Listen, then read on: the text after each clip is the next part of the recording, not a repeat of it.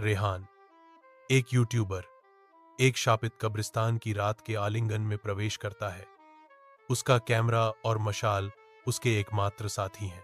जैसे ही रेहान कब्रिस्तान के फाटकों से गुजरता है, उसके मशाल की एक अशुभ टिमटिमाहट उन अजीब घटनाओं का पूर्वाभास देती है जो सामने आने वाली हैं। एक अजीब, बदबूदार हवा का झोंका रेहान पर हमला करता है, लेकिन वह दृढ़ता से अपना कैमरा उठाता है। कब्रिस्तान के भूतिया रहस्यों को कैद करने के लिए दृढ़ संकल्पित, रात की शांति में एक उजाड़ कब्रिस्तान दुख और हानि के रहस्य फुसफुसाता है, जहां रेहान के कान एक कब्र के पास निराशाजनक विलाप की आवाज सुनते हैं।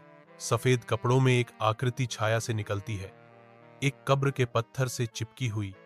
उसका दुहक भारी हवा में महसूस होता है। रेहान पूछता है, मैडम, आप कौन हैं? औरत धीरे धीरे अपना सिर उठाती है। उसकी आंखें खून लाल जलती हैं। उसका चेहरा एक भयानक जलने से झुलस गया है। रेहान चिल्लाता है, आह! रात के आवरण में रेहान अंधेरे में डूब जाता है। उसका शरीर ठंडी धरती से टकराता है। कब्रिस्तान में एक ठंडी आवाज गूंजती है, तुम्हें यहां दफनाने के लिए बुलाया गया था। छायाएं लंबी हो जाती हैं, रेहान को घेर लेती हैं, मानो कब्र ही उसे लेने के लिए उठ खड़ी हुई हो।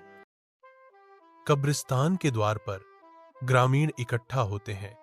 उनकी धीमी फुसफुसाहट सुबह की हवा के साथ मिल रही है। जमीन पर परित्यक्त एक वीडियो कैमरा सामने आ रहे नाटक का मूक गवाह है। गांव का मुखिया कैमरे को उठाता है। उसकी आंखों में डर और आकर्षण का मिश्रण दिखाई देता है। गांव के मुखिया के घर के अंदर टिमटिमाती रोशनी गांव वालों के चेहरों पर डर और दुख का एक गंभीर रंग भर देती है। स्क्रीन पर रेहान की बेजान छवि झिलमिलाती है। उसकी खाली आंखें कमरे को जकड़ लेने वाली निराशा को दर्शाती हैं। एक भारी चुप्पी छा जाती है।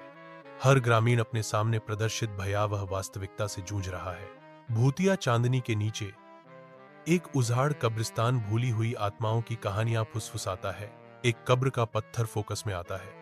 इसकी ठंडी सतह ताजे खून से लिखे एक भयानक संदेश से कलंकित है। ठंडा संदेश रात में गूंजता है, बदला पूरा हो गया है।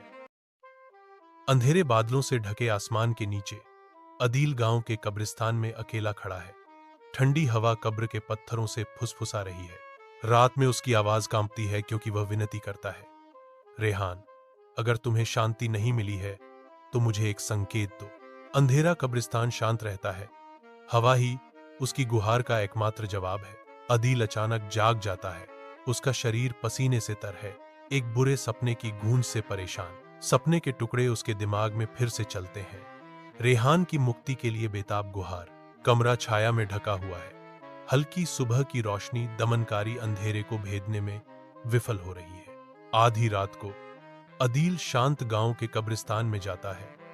हवा डर और प्रत्याशा से भरी हुई है। रेहान की कब्र गायब हो गई है। उसकी जगह एक गहरा संकेत है। रेहान एक रक्षक बन गया है। अब वह दूसरों को रोकने आएगा। रेहान प्रकट होता है, चेतावनी और निराशा का भूत। तुम्हें नहीं आना चाहिए था अदील, अब तुम वही बन जाओगे जो मैं बन गया हूं। रात के आवरण में अदील शांत कब्रिस्तान में प्रवेश करता है। हवा में एक अजीब शांति भारी रूप से लटकी हुई है। दूर से आती आवाजें नमी से भरी हवा में गूंजती हैं, जो अदील को रेहान के अंतिम विश्राम स्थल की ओर ले जाती हैं। आदर के साथ अदील कुरान खोलता है। उसकी आवाज शांति के खिलाफ एक धीमी फुसफुसाहट है, क्योंकि वह पाठ करना शुरू करता है। धरती के भीतर रेहान की कब्र में अजीब तरह से रोशनी नाचती है। रेहान की आत्मा प्रकट होती है, जो भारी अंधेरे में एक भूतिया आकृति है, और वह घोषणा करता है, तुमने मुझे मुक्त कर दिया है, लेकिन बाकी अभी भी कैद है। यह कब्रिस्तान सिर्फ मेरा नहीं है। कई शरीर जीवित और कई आत्माएं मृत यहां दफन है। यातनापूर्ण चीखों की गूंज श्मशान घाट से गूंजती है। सुबह की ठंडी रोशनी में अदील कब्रिस्तान के फाटकों के बाहर बेसुध पड़ा है। कैमरे पर उसकी पकड़ मजबूत है। वह चौंक कर जागता है, खोया हुआ और भ्रमित। कैमरा एक ठंडी चेतावनी फुसफुसाता है, अगर कोई फिर से यहां कदम रखेगा तो वह न तो जीवित रहेगा और न ही मरेगा। अदील डर से चेहरे को बिगाड़ते हुए कैमरे की ओर देखता है। अशुभ संगीत कमरे में भर जाता है क्योंकि अदील सो रहा है, उन बुरे सपनों से अनजान जो उसकी नींद को सताते हैं। दृश्यों से त्रस्त अदील चिल्लाता है। उसका शरीर पसीने से तर है क्योंकि डर उसे जकड़ लेता है। वह झटके से जागता है। उसकी आवाज अंधेरे में गूंजती है। रहमत, नोमान, खालिद, वे सब वापस आ गए हैं। अदील हाजी सुलेमान की ओर चलता है, जो समय के एक स्मारक की तरह बैठे हैं। अदील की आवाज सन्नाटे को चीरती है। मुझे पूरी सच्चाई बताओ ताकि मैं इस अध्याय को बंद कर सकूं। हाजी सुलेमान आगे झुकते हैं। उनकी आवाज युगों के भार से भारी है। कब्रिस्तान का असली रहस्य है। आधी रात को अदील गंभीरता से कब्रिस्तान में प्रवेश करता है, कुरान और अज्जान की रिकॉर्डिंग पकड़े हुए। जैसे कब्रें कांपती हैं और पेड़ों से खून रिसता है, रेहान, नोमान और अन्य लोगों की भूतिया आकृतियां साकार होती हैं। उनके रूप पीड़ा में तड़पते हैं। एक अंतिम निस्वार्थ कार्य में अदील एक शक्तिशाली विस्फोट के बीच कुरान से जोर से पाठ करता है, जबकि रेहान अपनी कृतज्ञता फुसफुसाता है। धन्यवाद, आपने मुझे फिर से इंसान बना दिया, लेकिन खुद को नष्ट करके। कब्रिस्तान शांत चुप्पी में टिका हुआ है। प्रत्येक कब्र समय का प्रमाण है। फिर भी एक नया हेडस्टोन बाकी हिस्सों से ऊपर उठता है। उस पर खुदा हुआ एक रहस्यमय संदेश एक रक्षक की शाश्वत निगरानी का संकेत देता है। यहां वह है जिसने मृतकों को सुलाया, फिर भी खुद जागता रहा। अदील कब्रिस्तान का अंतिम ताला बन गया। एक सरसराहट हवा में फुसफुसाती है, मानो धरती ही एक ऐसा रहस्य सांस ले रही हो जिसे लंबे समय से छुपाया गया हो। अदील के घर में एक गहरी उदासी व्याप्त है। मंद रोशनी उसकी प्रिय वस्तुओं पर लंबी छाया डालती है।